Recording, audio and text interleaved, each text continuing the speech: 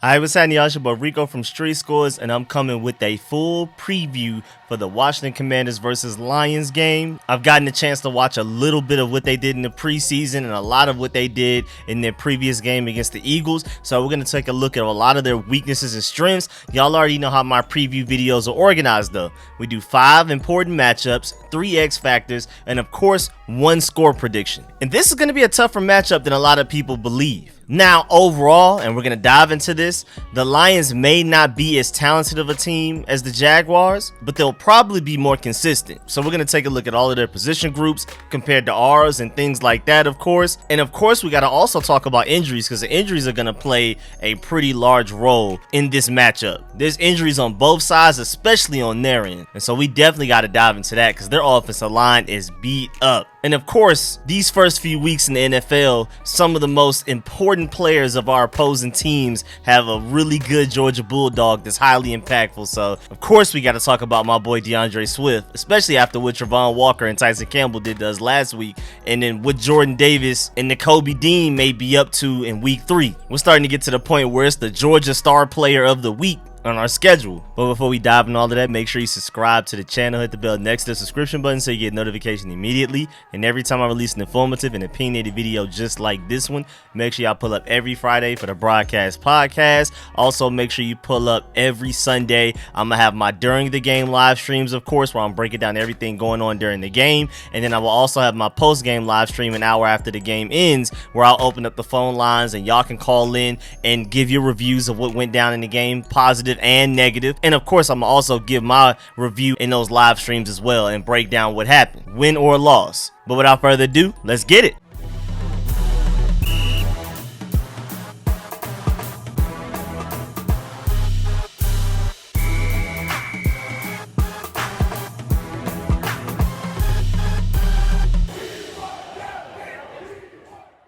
All right, so matchup number 1. I have the Washington Commander receivers versus the NFL's most man coverage usage team so far. It's only been 1 game in the 2022 season, but the Detroit Lions used the most man coverage last week out of any NFL team, and it wasn't even really close. They were almost in man coverage like 70% of the time. Like, that's ridiculous. And at this day and age in the NFL, that's very shocking. First of all, because it's not even like they have some elite corners on their team, but even if you do, even with Jalen Ramsey, even with the top corners in the NFL, being in man coverage 70% of the time is very dangerous in this pass-heavy league where the rules are literally favored towards the offense. A good quarterback and a good receiver is always going to beat a good corner just by the way that the rules are set up in the current NFL state. So running man coverage 70% of the time is absolutely crazy. Again, other teams with elite corners, elite defensive back groups don't even do that. The Bills arguably have the best secondary in the NFL, and they're primarily a zone coverage team, even though they do a lot of match coverage as well,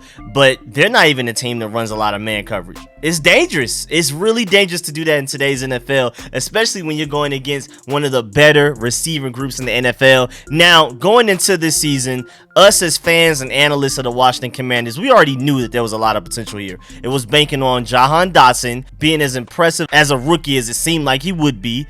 2 touchdowns in the debut. Curtis Samuel being healthy and showing what he did in Carolina, balling out against the Jaguars, and then Terry McLaurin being Terry McLaurin, along with a myriad of other weapons in the running back and the tight end group. We're supposed to be getting Cole Turner back healthy, and he's going to make his rookie debut against the Lions. But even just focusing on the receivers to do like a straight up receiver versus corner man-on-man matchup, this receiver group far outmatches this cornerback group of the Detroit Lions, in my opinion. And you even have Chris Sims saying that this receiving group, after just 1 week, is probably one of the elites in the NFL. You have Mina Kimes, who's not very high on the Commanders overall from everything I've heard from her this entire offseason. But after what she saw against the Jaguars, she's like, hey man, this may be one of the better receiving groups in the NFL. We're starting to get national attention for this receiving group. We'll see how long it takes for Carson Wentz to get his respect and see if he earns it. But this receiving group is already being acknowledged as one of the best in the NFL. Again, by people that have nothing to do with the Washington Commanders. Neutral analysts, ESPN guys, film analysts,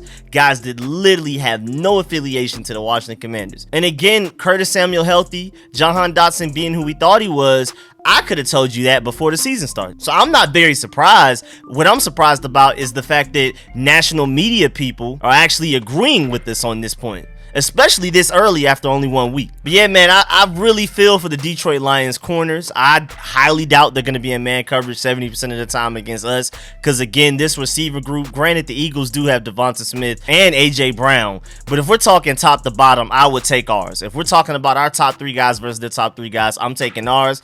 And I don't know, I mean, the Eagles receiving group is still really good, and the fact that they ran 70% of man coverage against them shows that they're just bold. So maybe they'll do something similar against us, but man, I don't think they'll be able to survive. First of all, I don't think their defensive line is going to get enough pressure against our O-line to get to Carson Wentz to even force him to make any errors. So your guys are going to be out there in man coverage for 4 seconds or more every play, and that's going to get really ugly for any secondary, let alone this Detroit Lions secondary, where your starting corners are Jeffrey Okudah, who looks better this year than he's looked in previous years, but he still has not reached anywhere near the potential that we thought he would have coming out of Ohio State. Ex-Terry McLaurin teammate, which is going to be a really interesting matchup in itself. And then Amani Aruarie, not looking too good out there in my opinion. I think he's going to struggle. And then your safeties are Tracy Walker III, Deshaun Elliott, who's going to be able to try to help those corners. Mike Hughes is their starting nickel corner. Good luck against Curtis Samuel, and occasionally Jahan Dotson, and even occasionally Terry McLaurin at times.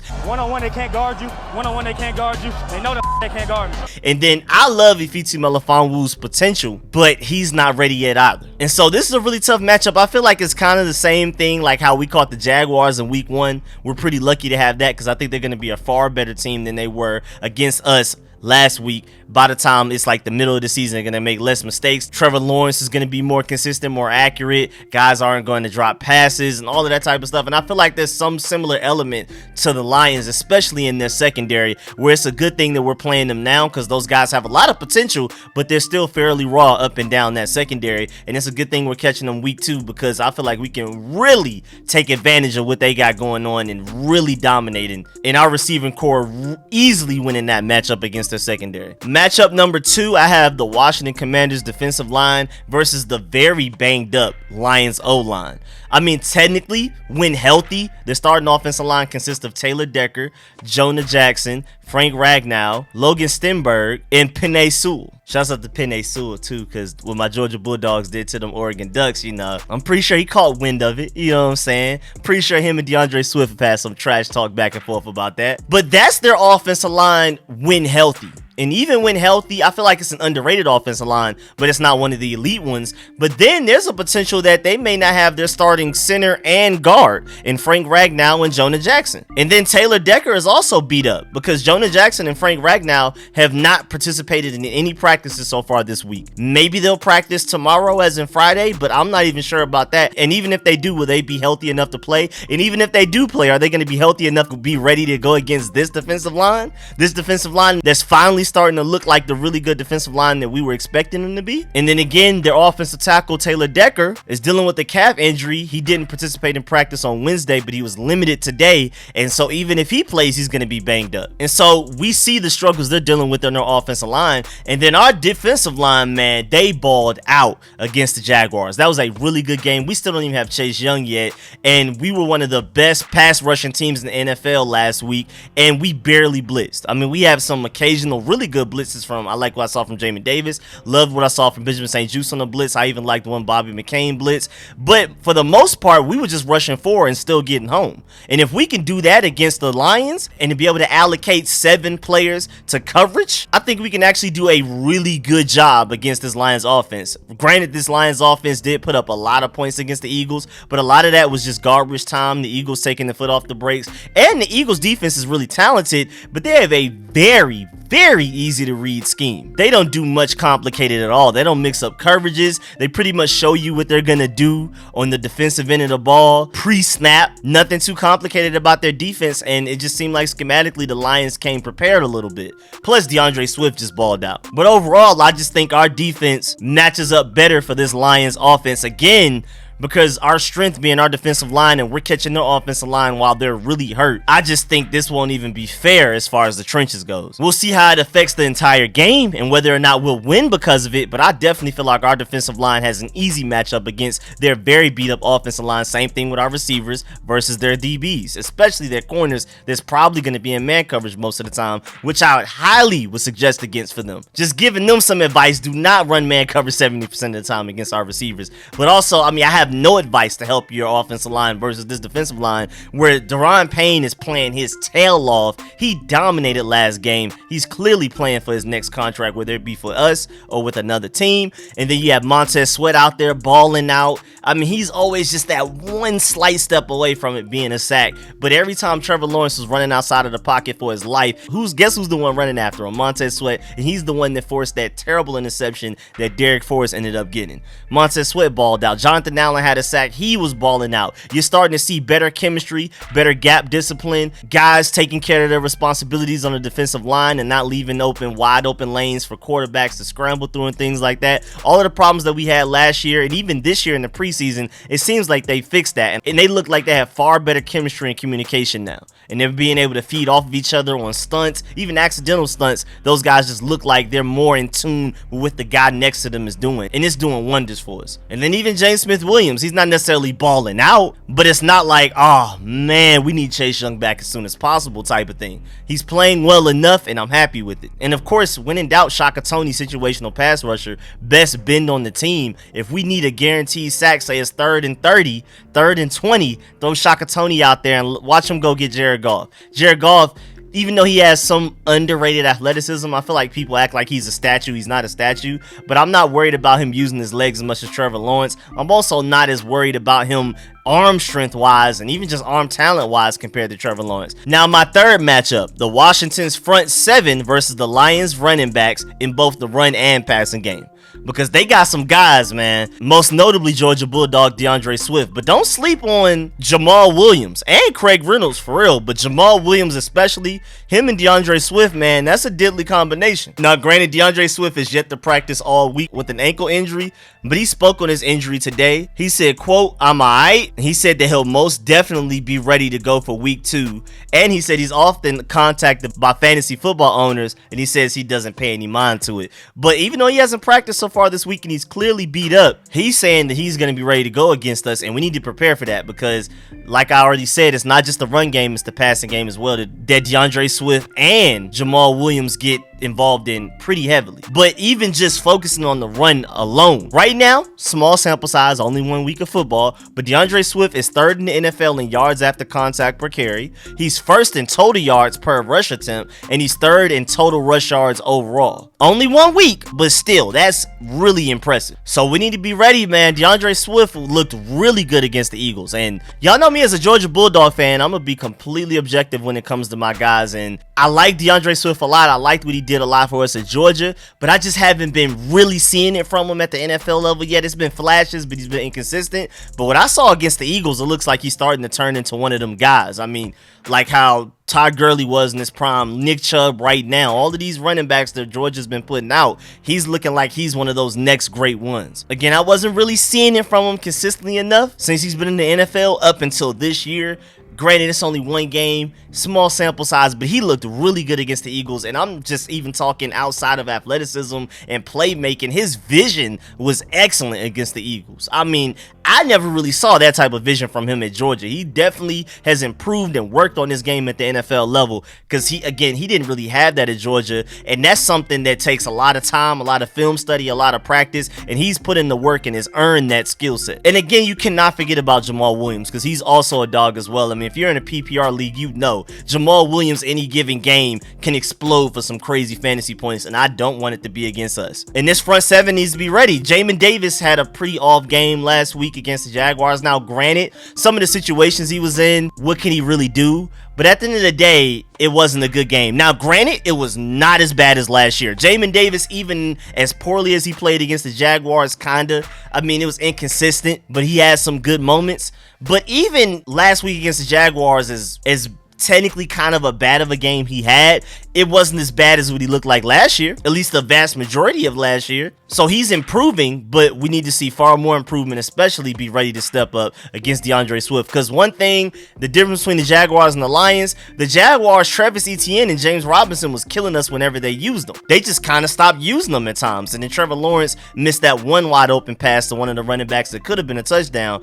But outside of that, they just kind of was like, hey, this is working, let's stop doing it for no reason. Whereas the Lions are like, DeAndre Swift, Jamal Williams, y'all are killing the Eagles, keep killing them. We're going to keep giving y'all the ball, so we need to be ready. My fourth matchup, Washington's improving secondary versus this underrated Lions receiving core. Now, granted, I don't want to hype up this receiving core like it's just the greatest doing it, but Amon-Ra St. Brown still, I feel like, isn't getting the respect that he deserves. But overall, this receiving group is not that good. But Amon-Ra St. Brown, you better watch out. And DJ Chark, man, he had his moments for the Jaguars. And I kind of think it's really interesting that, we had to go against Marvin Jones Jr. when we played against the Jaguars, and now we go against DJ Chark when we play against the Lions. That's pretty funny to deal with back-to-back weeks. How they just swap players like that. But man, you got to be aware of Josh Reynolds. You never know with him. And of course, TJ Hawkinson, technically another receiving target. You got to watch out for him as well. But at the same time, our secondary is definitely improving. Granted, we gave up 22 points, I believe, to the Jaguars, which is not like great defense,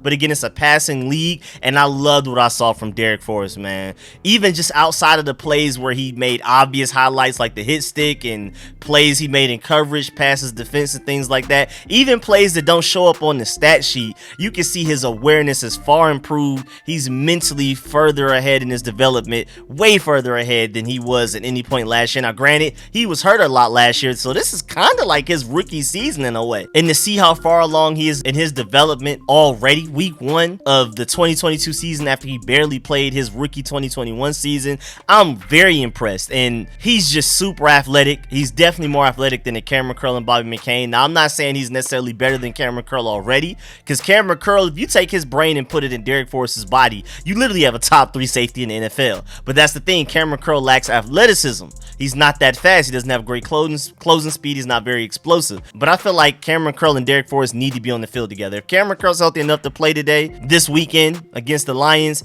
throw him out there. And I think even though Derek Forrest seems like he has the body that's best suited for the Buffalo nickel, he's far more comfortable at strong safety. And we saw what he did against the Jaguars from the strong safety position, showing his range and things like that. Only a couple of plays near the line of scrimmage, he's clearly more comfortable and just better suited for playing back where the strong safety is. So let him control the strong safety spot. Let Cameron Curl take over the Buffalo nickel. And then I think when you get Cameron Curl back, a lot of those ugly situations that Jamin Davis was in trying to cover Christian Kirk, that would be Cameron Curl in coverage on those plays now. So I just think ultimately this team with Cameron Curl back is going to be better. Now, granted, there's no guarantee that he will be back, but I really hope he plays. And if he does, you would think Cameron Curl would go back to his normal strong safety spot, but Derek Forrest showed enough in that game against the Jaguars. He has to play, and not even just play a little, but play a lot. I mean, arguably start, but again, Cameron Curl will start alongside him just at the Buffalo nickel position. Cameron Curl can play strong safety, free safety, Buffalo nickel, wherever you need him, and he's gained weight this past offseason, so Buffalo nickel makes the most sense right there, and I love what he's done at Buffalo nickel at times when he is there. But Derek Forrest takes over strong safety, Cameron Curl moves the Buffalo nickel, Bobby McCain is still your free safety. I think William Jackson did pretty well outside of a couple of plays against the Jaguars. I think he'll be straight, and then we'll just have to see with Kendall Fuller. I mean, he always has these amazing off seasons. Then we get to the regular season, it's kind of up and down, and he usually starts the season off a little iffy and then starts to get it right as the season goes on. But we need you to get right sooner rather than later. Please don't wait until after the bye week to get right, like a few players I know from last season. But again, this secondary is definitely improving, and Derek Forrest being who he is and only getting better is only going to help. And also this defensive line being able to generate consistent pressure with only 4 guys and allowing us to allocate 7 guys in the coverage on passing plays, that's going to be huge. Jared Goff's not going to really have anywhere to throw the ball, and then Jared Goff is already inaccurate, and he's going to miss some reads where somebody's probably open, he's not going to see him, or he's going to overthrow him, underthrow him, all that type of stuff. So boy, I just see our secondary matching up pretty well against this fairly underrated talented wide receiver group. I feel bad for Amon-Ra St. Brown because he deserves better than what he's dealing with. Now,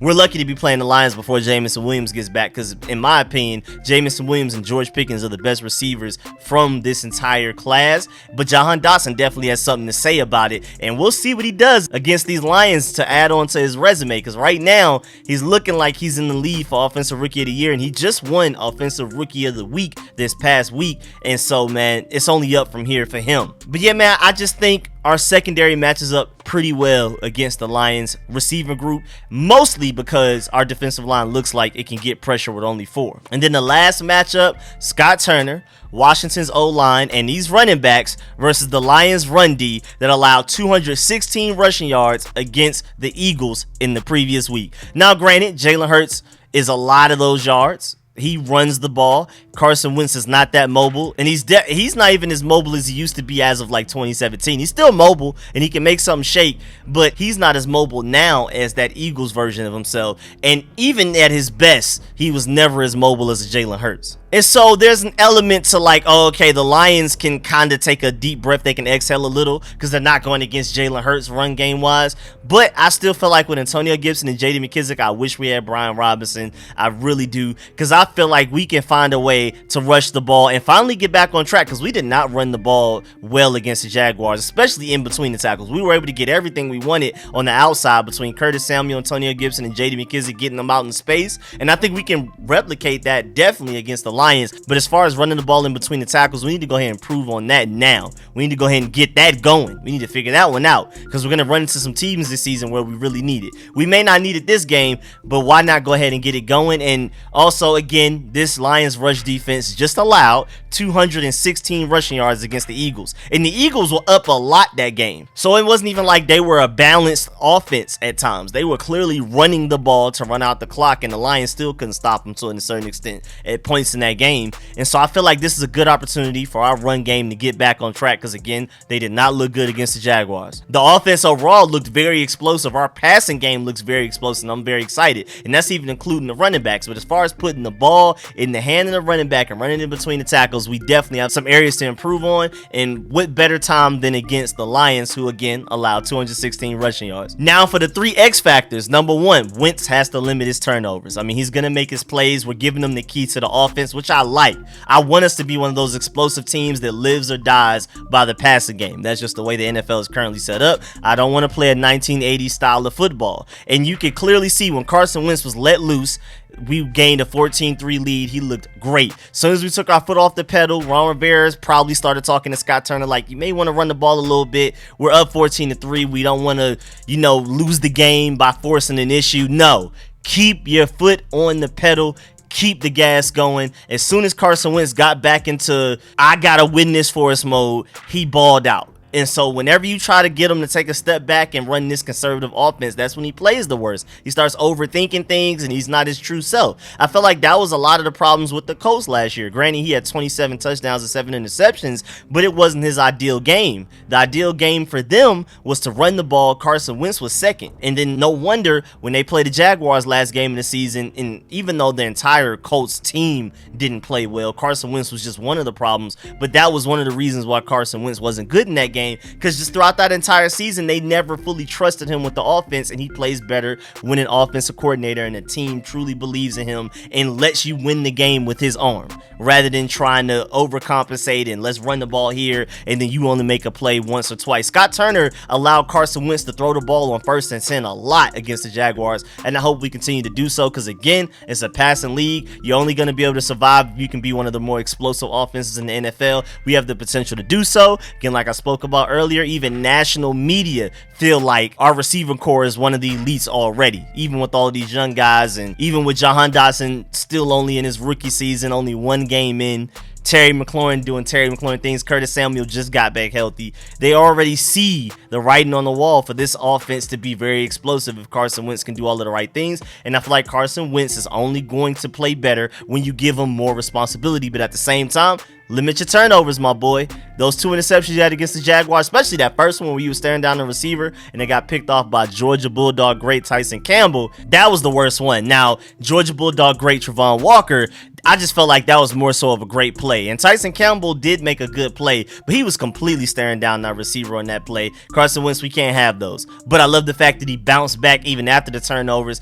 Ron Rivera trusted him. He didn't be like, oh, Carson Wentz is selling the game, let's figure out another way to win. He was like, no, you got us in this mess, you're going to get us out of it. And again, Carson Wentz plays better with more on his shoulders. But again, you got to limit those turnovers. Then the second X factor, which team's backups are going to step up the most? I mean, again, there's injuries all over the place, most notably the Lions offensive line. But remember, Chase Young, Tyler Larson on the PUP list, Brian Robinson, after being shot, is on the NFI non-football injury list. We won't get either one of those guys until week 5 at the earliest. And then also Wes Schweitzer is hurt. I think Jonathan Allen dealing with a groin injury is good. We'll see if Cameron Curl plays. Jamin Davis missed practice, something personal, but I think he's going to play. Trey Turner, I think he's good to go. And we're finally going to see Cole Turner make his rookie debut. So overall, we're not that hurt compared to the Lions where they're super hurt. But still, on both of our teams, guys are going to have to step up. If Wes Schweitzer is hurt and there's an injury to one of our starting offensive linemen, Chris Paul, Sadiq Charles, one of those guys will have to step up to play. Cameron Curl, again, if he's not starting, that means Derek Forrest is going to have even more on his play like he did against the Jaguars. And that means Percy Butler is going to be heavy into the rotation. He's got to be ready. And of course, James Smith-Williams, technically the starter with Chase Young on the PUP list, we need him to step up as well. But again, on the Lions side, man, they have way more injuries. They're definitely doing worse than we are as far as health goes. Most notably, again, their offensive line, man. If those backups aren't ready, it's going to get really ugly for those Lions very quickly because, again, this defensive line looks like they're finally doing what we expect them to do, and that's to be able to get consistent pressure while only rushing 4. Again, their starting guard, center, and one of their starting tackles are all beat up, and the starting center and guard probably won't even play. And if they do, again, they're going to be so beat up, I just don't even see how they're going to be effective against the defensive line of the Washington Commanders. And even one of their starting corners, Amani, is beat up. I think he'll play, but man, if he can't go, one of those backup corners are going to have to be ready to step up. It's really ugly for those guys. And again, DeAndre Swift, he says he's ready to go, but he hasn't practiced all week. And if he's not 100%, that means Jamal Williams is going to have to take over as a starting running back with Craig Reynolds as the backup. And that means Craig Reynolds is going to have to step up big time. And I'm just not sure if they can. We're catching the Detroit Lions at a good time. First of all, it's early. A lot of their guys are still raw, and also they're dealing with injuries. This was a good time to catch them. And then the last X factor, overall, in comparison to the previous team, and I'll probably do this every week, going from who we played previously, comparing them who we're playing up against this upcoming week, part of this preview video, I'm going to try to break down, like, is the team we're going up against worse in offense or defense or better offense and defense? And for this matchup, I feel like the Lions are definitely worse on defense. Easily. I don't even think it's necessarily close compared to the Jaguars. And offensively, I don't think they're as talented as the Jaguars overall, but I think they'll probably be more consistent. I mean, Jared Goff is not a really good quarterback at all, but he's still a veteran. And Trevor Lawrence made a lot of mistakes that maybe Jared Goff doesn't make against us, missing completely wide open receivers, even though Jared Goff is known to make mistakes. So I feel like maybe the Detroit Lions offense is more consistent than the Jaguars, even though I don't necessarily feel like it's better.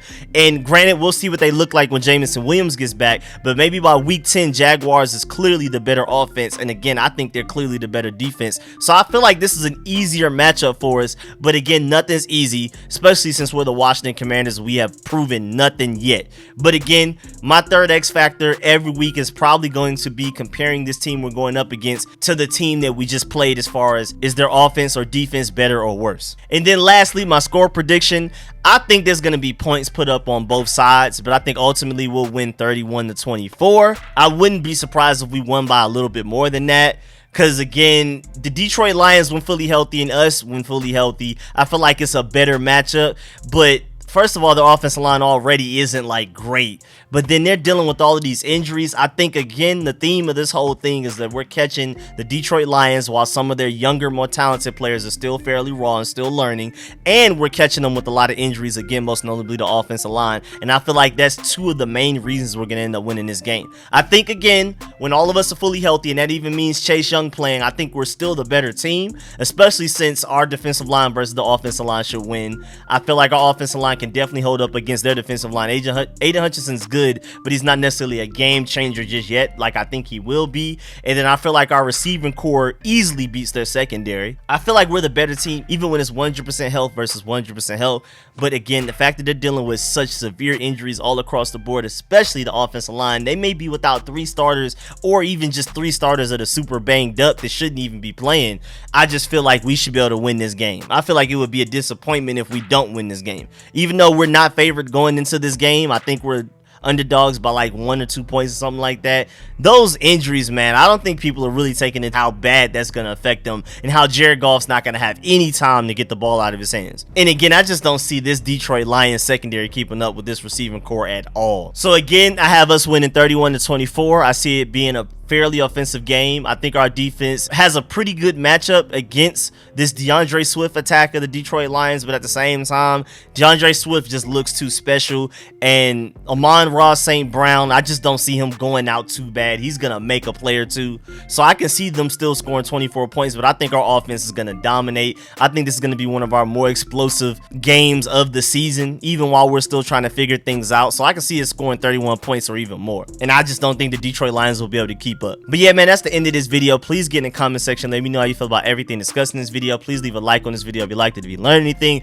Of course, give me your predictions. Let me know if you agree or disagree with any of my points or any points that you may have that I didn't bring up. And of course, man, I appreciate all the support, man. Shouts out to all of my sponsors, especially my Pro Bowl sponsors whose names you see scrolling on the screen right now. I'm gonna catch y'all later. I'm out.